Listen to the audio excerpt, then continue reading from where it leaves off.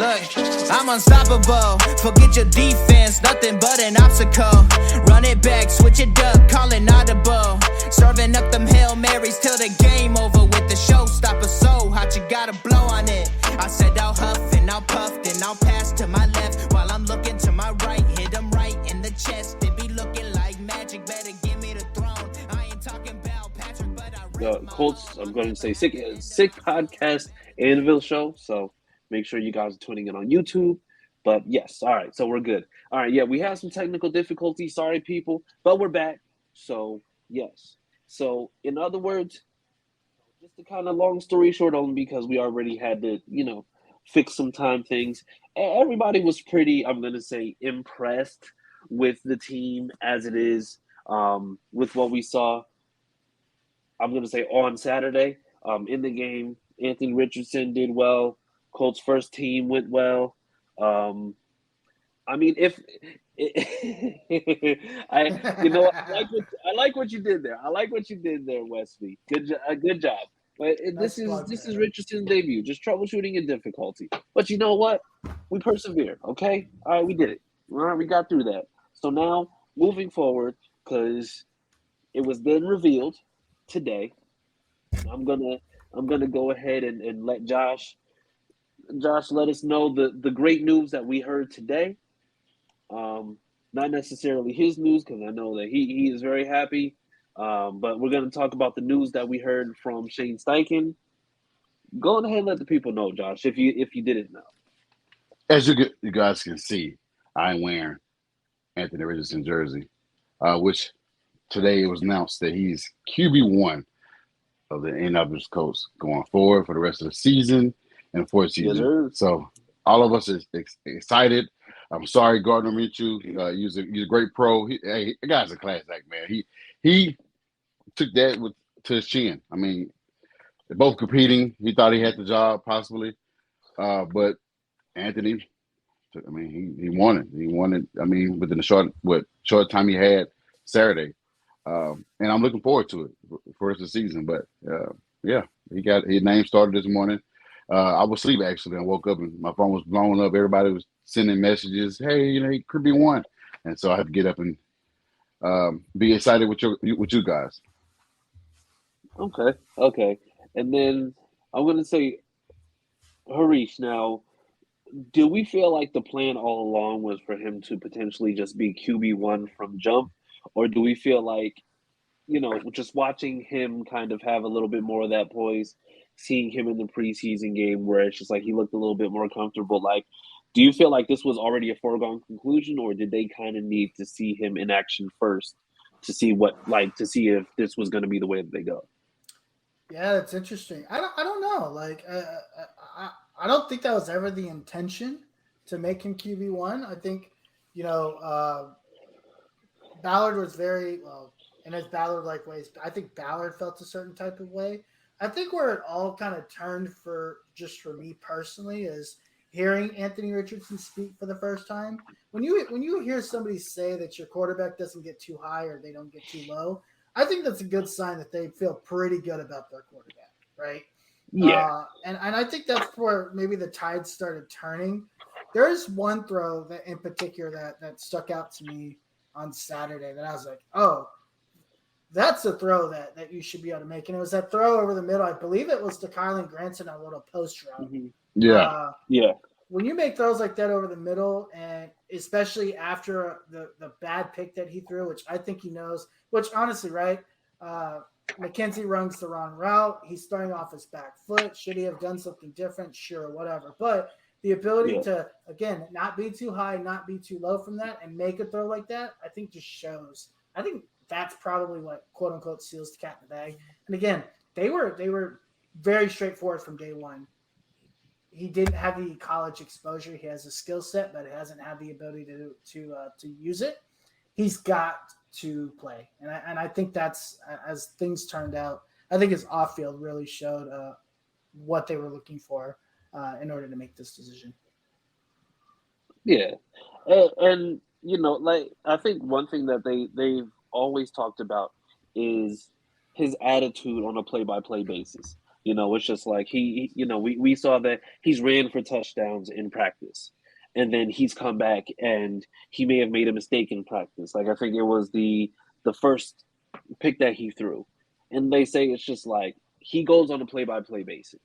So he's not taking these plays and just saying, I need to score a touchdown here in order to feel better, or if I throw an interception here, then I need to make up for it. He's going on a play-by-play basis. And that's the biggest thing that they've talked about with him is the fact that the attitude with him is, I'm coming here to work, I'm coming here to learn, and no matter whether it's good or bad, I'm going to take something away from it and I'm going to get better. And and then going to you, Austin, now talking about Richardson and how we've seen this. We've seen the progression from him throughout camp. We went from not hearing a single thing about him during rookie minicamp. I think we saw him dance more than we saw him actually do anything in rookie minicamp. But now we get to see exactly what it is that he can do. So, I know that Saturday was like a small sampling, but do you feel like what we saw on Saturday is the plan they have to use him, or do you feel like there's a much bigger scheme that they have for him when it comes to the offense? I feel like there's a bigger scheme. I don't think you put out everything in preseason. I think it's just kind of, getting the team's feet wet. I think that was just a small little bit of what we'll see from him this year. Yeah. I'm going to say, and one thing that I'll say I'm very, very happy about is that it looks like the offense or what they've drawn up for him scheme-wise is something that's going to help him just not really just be thrown out to the wolves. You have Anthony Richardson, who we know that he's talented, athletically, he's a freak, but at the same time, one very, very underrated aspect of Richardson's growth and his evolution in this is going to be Shane Steichen. When we had Pat on here a few weeks ago, he just talked about the fact that Shane Steichen don't talk about nothing but football when he's in that building. Yep. And a big thing about him is that he's just a football nerd. He's making sure that he's getting the most out of everything. He's making sure that he's being not analytical, because we know that analytics is a word that we would never want to hear in Indianapolis ever again. Thank you for that, Frank Reich. But thank you, Potato Head. that's but that's something. But you have somebody like Shane Steichen where he's coming in with a rookie quarterback that, if I had to liken this to something, and I'm not saying that it's the exact same situation, but we saw kind of Tua's evolution last year with Mike McDaniel, having somebody who's an offensively minded coach, who's able to coach him along in terms of being able to coach those quarterback tendencies, and also just having him in an offense where he can go ahead and utilize those weapons. And here you are with Anthony Richardson, who, you basically, and I'm not going to say project because, our friend of the podcast, Jane Boyd, used that. He said he regretted that, so we're not going to say that. But you have somebody who you ultimately know is just young and is just soaking everything up. So I think the one thing that we're overlooking with Anthony Richardson is Shane Steichen there, just making sure that he's probably going to put him in the best chance to, you know what? I'm going to go out on a limb. Don't do it, Chris. Don't do it. Oh, no. What are you about to do? Don't do it, Chris. Oh, God. Go ahead. Listen. Go ahead. Control yourself. Don't get Anthony too high. Richardson. Don't get too low. Anthony Richardson will be top 3 Rookie of the Year votes. Okay, that's not bad. Okay. Who do you think's going to win it? Because I know who I think's going to win it. Well, we already know you got the guy from Atlanta. So. Jesus. Yeah, we already know you got it. Oh, it would be a Longhorn. Jesus. I'm just saying. I know, man. Yeah. I'm surprised that you didn't start out mad and playing with them guys. I actually thought about a Madden franchise with the Falcons. You did, I recall you saying that. Yeah. It's a good team to rebuild with, So- by the way. West V said Colts should trade Minshew back to the Jags for a case of rat burgers. Take them. Damn. I actually like Gardner. Let's talk about Gardner Minshew real quick. I like Gardner Minshew. I think Yeah, this he's is- good. we can kind of take a second because I said it in a tweet a few days ago. I'm on the Gardner Minshew fan club. Yeah, me too. Minshew Mania, baby. On the sideline. Yeah. And he said going to have his hands. Frager said that Anthony Richardson's going to have his hands full with Chicago's pass rush. That's said fine. with 0 weapons, good luck. What pass rush? They got a pass rush? They lost. Yeah. I guess so. They lost their. We have their pass rush. They said that. Okay, so this guy just said that Peter Skoronski's winning Rookie of the Year. You can't Okay, even spell listen. Skoronski. Peter Scroats. There you go. All right, Yeah. but low key, if we can be completely honest, like Gardner Minshew, he's somebody that you can kind of make fun of if you don't know really who he is. But like now that he's been here, all the interviews, everything that he's done, it's just like his attitude is like, when I get in there, I'm gonna ball out. But if I'm Right. not, I'm gonna be supporting whoever's gonna be there. And I think that Right. aspect and that relationship with Anthony Richardson is also just very underrated because he's not having to compete with somebody, even though it's a competition. Right. Like I think it's more of like a friendly competition, or more so just like like this is what we're gonna do. Like we're competing, but you can clean this up if you need to. Like I think there's a lot of pieces in place to make sure that Richardson is successful.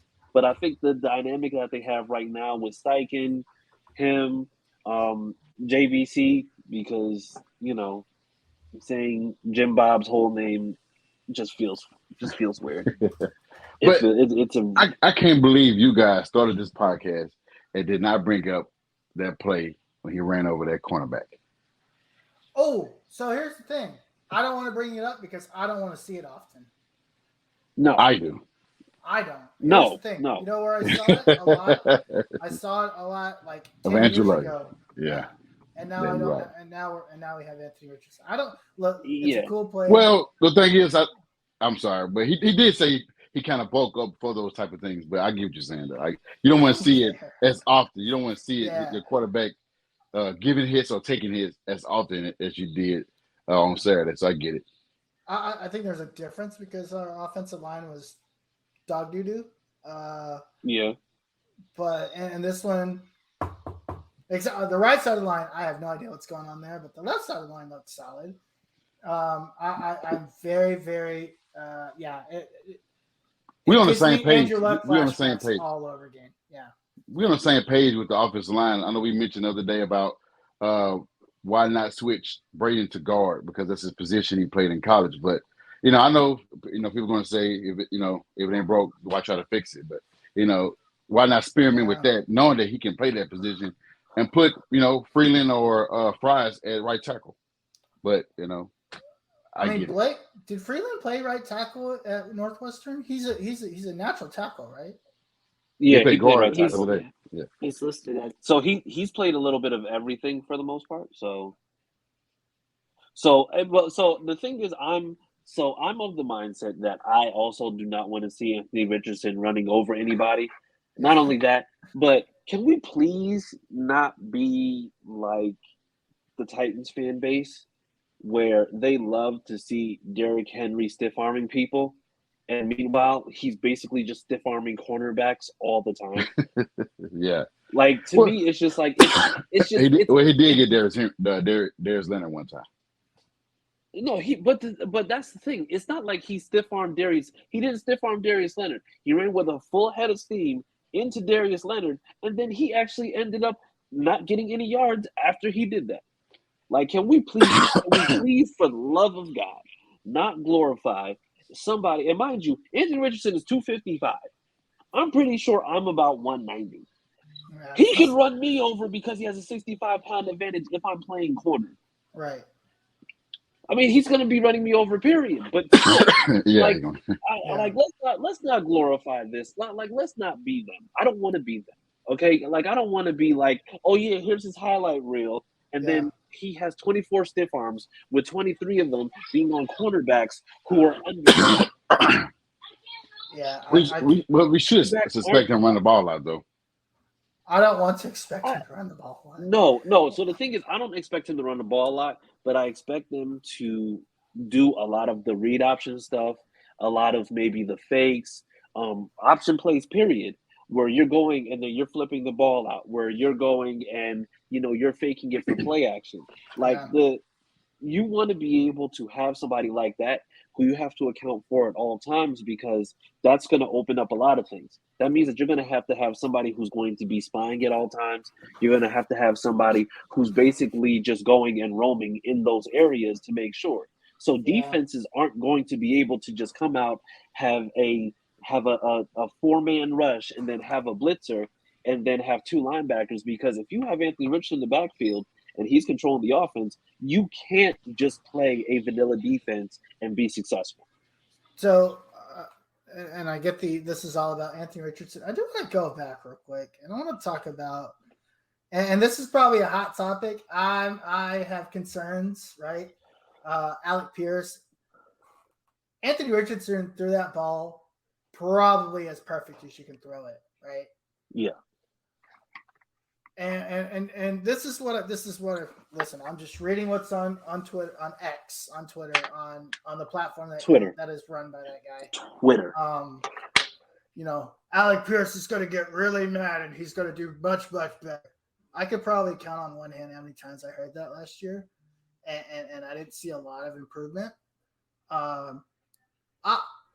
I'm concerned about Alec Pierce. I'm not saying he's going to get cut or anything, but this, to me, I'm seeing it as you're only going to have so many opportunities to impress your head coach for the first time, and I'm concerned there. So I'm going to overreact, right?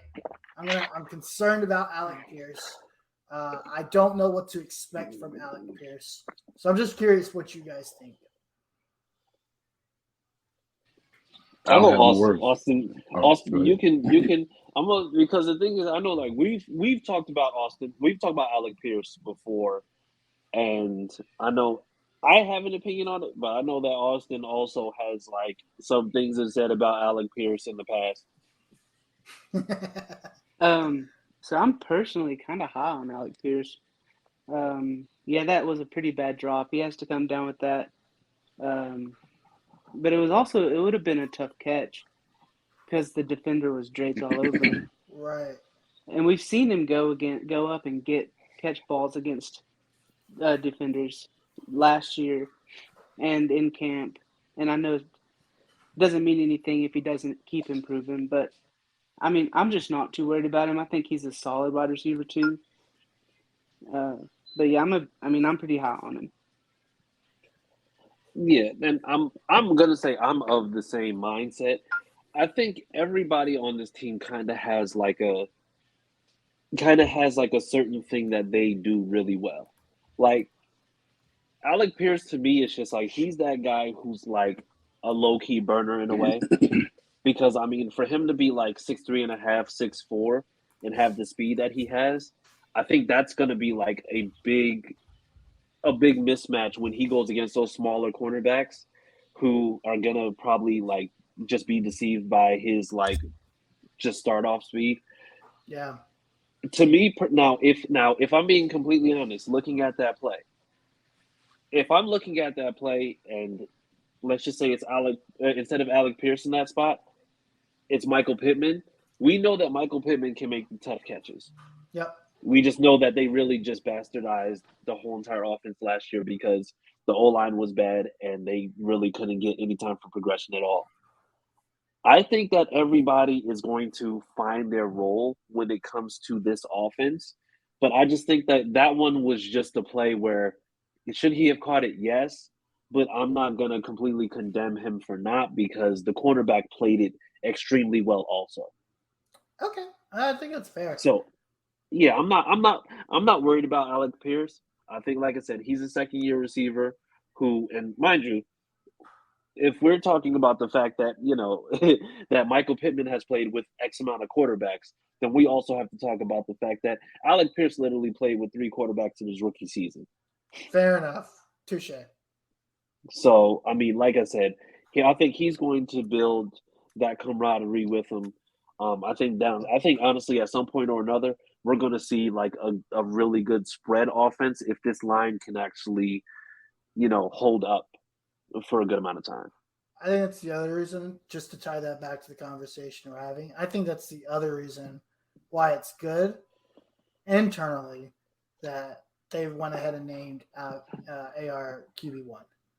Because now you don't have to worry about somebody breathing down your neck, or whether it's meant to be or not, or whether it was a real competition or not is irrelevant. The fact that AR can like for the next 3 weeks, right, focus on being the guy, I think that's really important. Yeah, and I think it's trial by fire, but once again, it's just like I'm not worried about Richardson because he's came in with a mentality that says, "Listen, I'm working my ass off." So, you're going to get somebody who's going to come in and just continue to do the work. So that's just where we're at. Now, I hate to go and take us to a place that we just don't want to go to. But we got more JT news. JT news now is that he was back in practice. All according to Stephen Holder. He was back in practice. His stance is still the same, that he wants to be traded. And Irsay's stance is still that he's not getting traded. So, with all that being said, a couple things we know for certain, that JT also made a couple comments that he didn't want to come back until he was 100%, and rightfully so, because if he comes back at 100%, well, then that means that he potentially be off the PUP list, which means that he's either going to be practicing or they'll be exploring a trade for him. But either way, it's just like it seems like it'll be more along the lines of practicing. So I'm going to say now that we've seen how things are going with JT. I mean, what right now is like the belief, because we've been kind of all over the place with the JT news, and we know that Irsay said that there's no way in hell that that's going to happen. But what's an actual reality of what could be going on, I'm going to say, with JT, or what could be happening within the next few weeks? And I'll take it to you, Harish, because I want to put you in an awkward spot. I don't think any of it matters until JT gets healthy. Honestly, to me, I'm going to stop listening until 2 things happen. Number 1, JT gets healthy and he passes a physical, which he still hasn't done. And number 2, he gets a new agent who isn't Walmart DJ Khaled. Until those 2 things happen, I think this is just going to be what it is, right? Back and forth, It's going to be a circus, clown show, whatever you want to call it. Irsay is not the guy to back off. JT's just going to keep telling him what his agent keeps telling him to say, because that's the type of person. That's what I've learned about JT. He is I am a whatever somebody tells me to do type of person. He's just basically regurgitating what his agent says. And his agent, in my opinion, played his cards with that first tweet that he had. And I think that's kind of where I'm at with it. Okay. So then I'll and you know what? I'm gonna open this up to both you, Josh, Josh and Austin. So we thought that we might see some type of resolution to this point, but we're still where we are right now. Now, curveball. Anthony Richardson has been named QB1. Mm-hmm. So now that he's been named QB1, do you guys, and like I said, you can go in whatever order you choose, but do you feel like now that he's been named QB1, there's now going to be an emphasis on, and mind you, we just signed Kenyon Drake, who Kenyon Drake is pretty decent, but he's no JT. There's no JT, But yeah. do we feel like there's a little bit more of a pressure now to sign JT now that AR has been named QB1?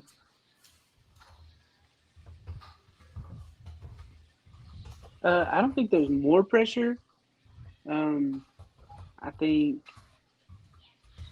it would be dumb on JT's part to continue to hold out because I think at the end of the day, is the longer he holds out, or if he's hurt, can't pass a physical, that's just more money that he's not going to get paid, whether it's by us or by somebody else.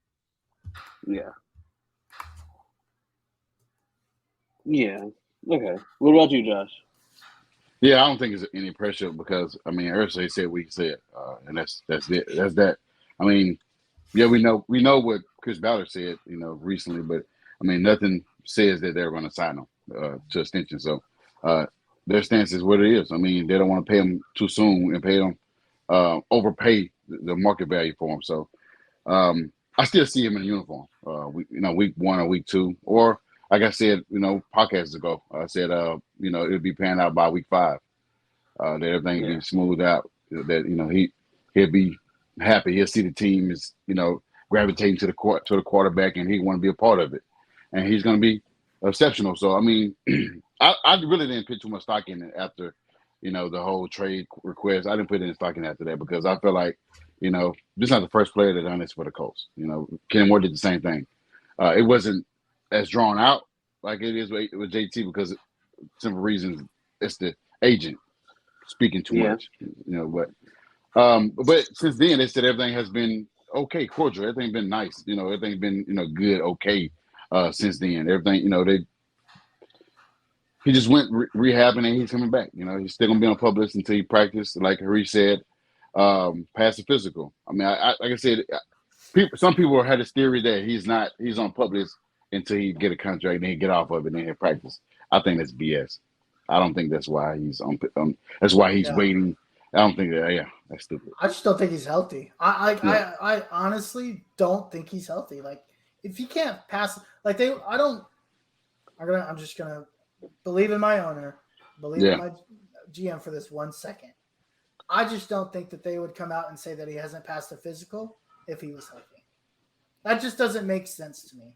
And now, they tried to get two running backs. Maybe it just doesn't make sense to me. I mean, you're right about that because they did try to go get Kareem Hunt. From the reports that we saw that they offer more money. Don't know the details of that. He left without a contract, but for them to go to get 2 running backs in almost 3 days, something tells you that JT is not healthy. And I want him to be healthy. Like today, they said he want him at 400% before they can do anything. So it shows you that he's not healthy. So that should tell you right there that with Kareem Hunt coming in, and we got we picked up Kenyon Drake. We got the young running backs and Deion Jackson and Evan Hall. So I mean, I don't know. Yeah. Maybe he'll be ready by week 1. I don't know. Really don't know. I honestly don't know if they believe in those other running backs. To be honest, maybe Deion Jackson. But I don't know if they believe in Evan Hall and Kenyon Drake maybe, right? But also. Maybe this is the non-bargain bin Ballard doing his one little sneaky move for the year where he's like, hey, I'm going to go after Kareem Hunt, and if Jonathan Taylor comes back, I've got 2 fantastic running backs. Maybe took his vitamin C or something. I don't know.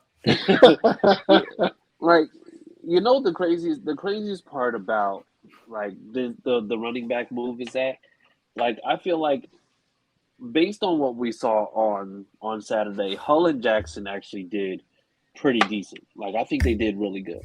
I think those are guys that you absolutely want in a running back committee per se. But the one thing that I will say is that neither of them, even in a running, because the thing is, like, and this is purely my opinion, but in a running back committee, there is a guy who is clearly the guy. Right. And the problem that we have with that is Jackson did well. Hull did well. But the thing is, neither of them, to me, did well enough to just go ahead and submit and say, this is going to be our leadoff guy. Exactly. Because he's going to be the one who's going to be able to go out there and just like you have the guy that just sets the spark. Yeah. And then you have you have that second and third guy that pretty much just fan the flames and do what they can. But I think Jonathan Taylor is always going to end up being like that spark, and I don't see Kenyon Drake being that spark. I mean, I can see Evan Hull. Evan Hull's doing really well. Deion Jackson, he knows the team, he knows how to play, but he's another guy who just like he's to me he's not that spark. Like you really need somebody like a JT to get things going. Because if JT wears down those offenses, especially with Evan Hull is probably he's a good mixture of having speed, but then also having a little bit of that power back to him too. And imagine you have teams who are gassed from trying to chase after Jonathan Taylor all day, and then now you have to go up against Evan Hull, who's gonna have like that sneaky power to just go ahead and just knock you off your feet. Yeah, absolutely. So I mean that's where I am with that. But somebody who has something to say about the Jonathan Taylor situation in but so many words, Chris Ballard. So he made some comments today, and in true ambiguous Ballard fashion, he said a whole lot of something that you really can't decipher anything from. Basically, just alluding to the fact that first and foremost, he's rehabbing. We want him to be 100% before he comes back, and basically just giving us a whole lot of nothing. We've had Ballard for going on about 6 years now, about 6 years, and I can say for me, kind of can see when he's saying things like if for some reason he's being 100% about something, or if he's trying to hide something. I'm gonna say, can you all agree that he just has those moments where you're just looking at him like, what are you not saying?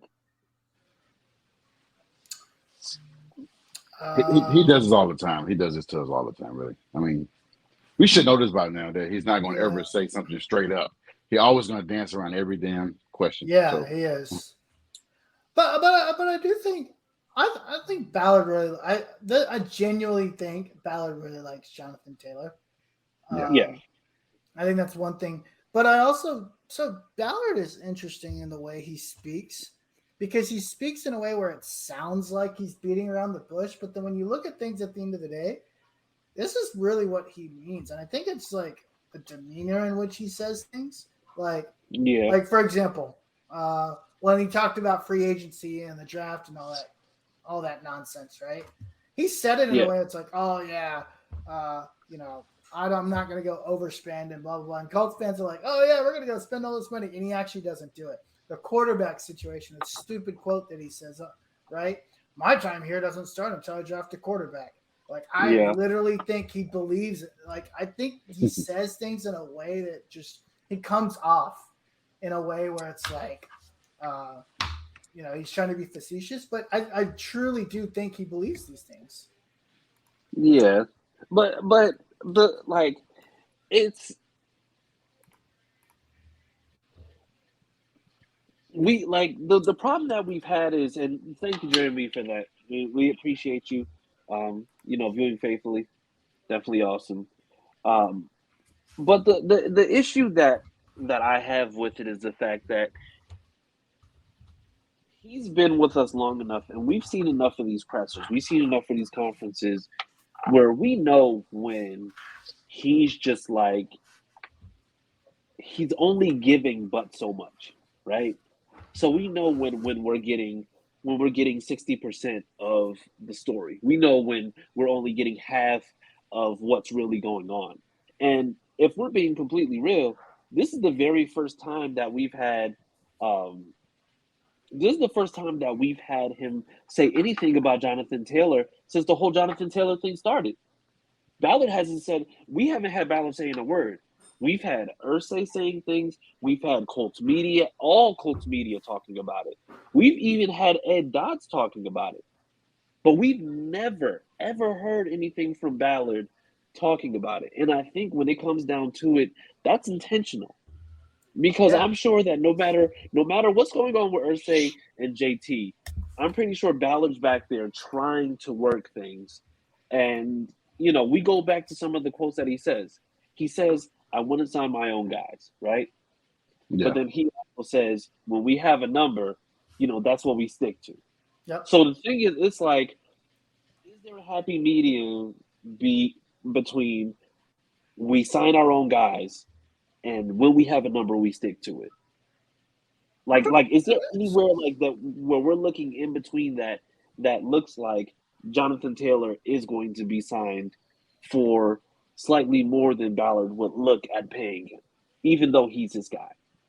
I will say that I think the one thing that stuck out about that is JT needs to be 100%, which to me says Yes. he's got to Okay. pass a Yep. physical. And Yep. that's the one piece of what he said where I was like, Oop. Oh.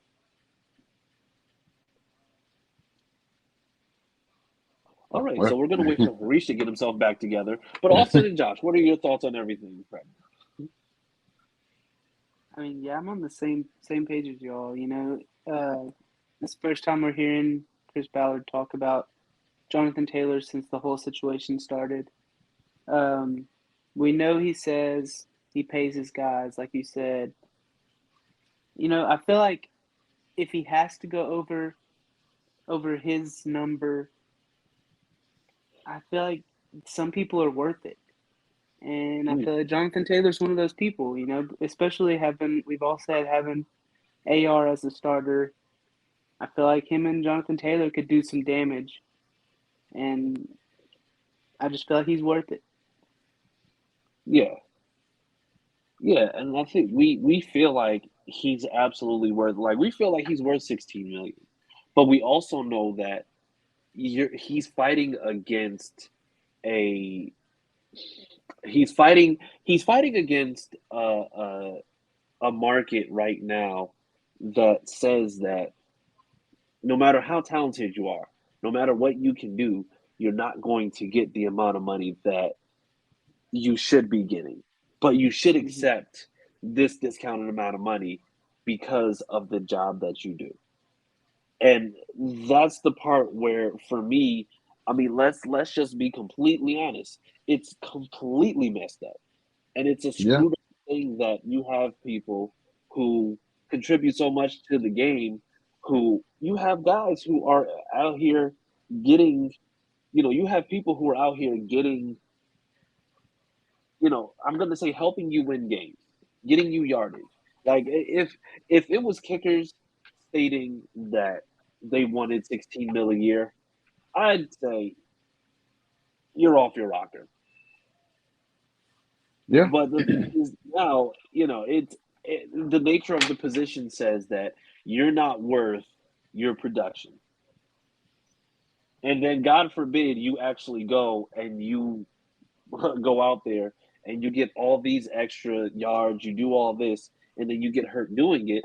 Now that's a knock against you.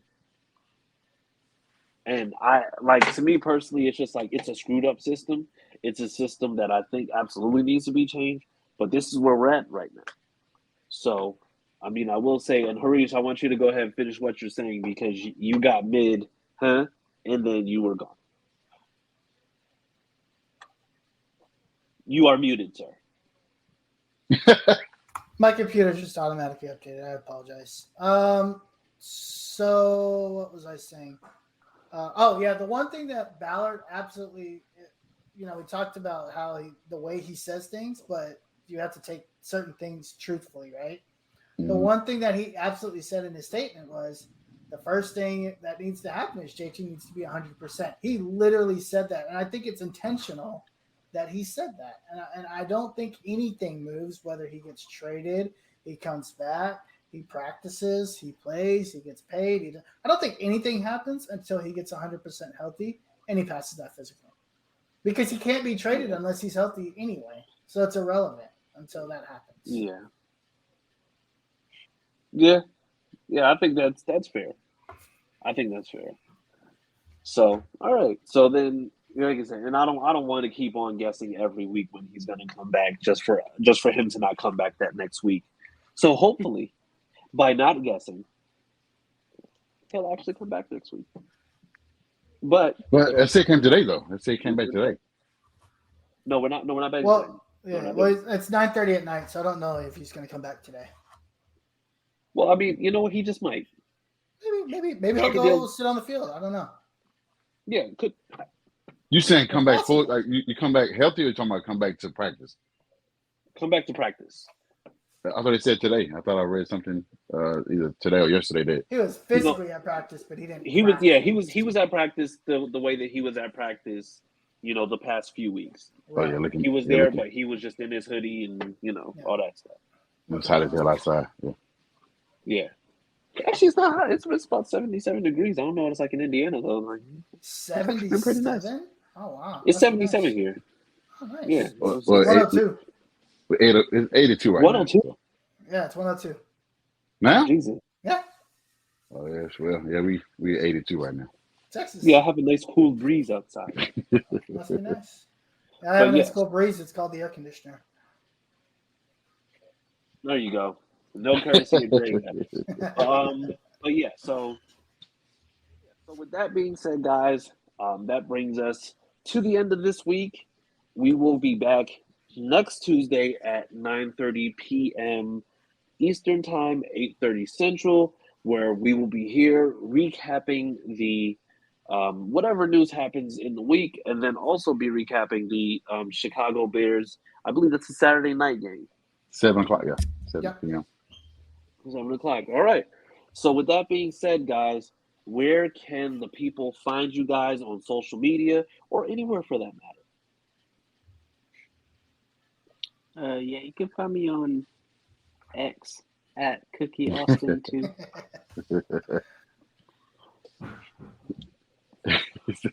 I don't know what X is, but you can find me on Twitter. You can find me on Twitter, X, whatever you want to call it, at the Uncle Gandhi. Also find me Thursday nights on the Longhorn Fan Battle podcast and Sunday nights on the Boo the Longhorns. Boo the Longhorns. Josh. As of week 2. Okay. As of week 2. No. Support the Longhorns. Support them.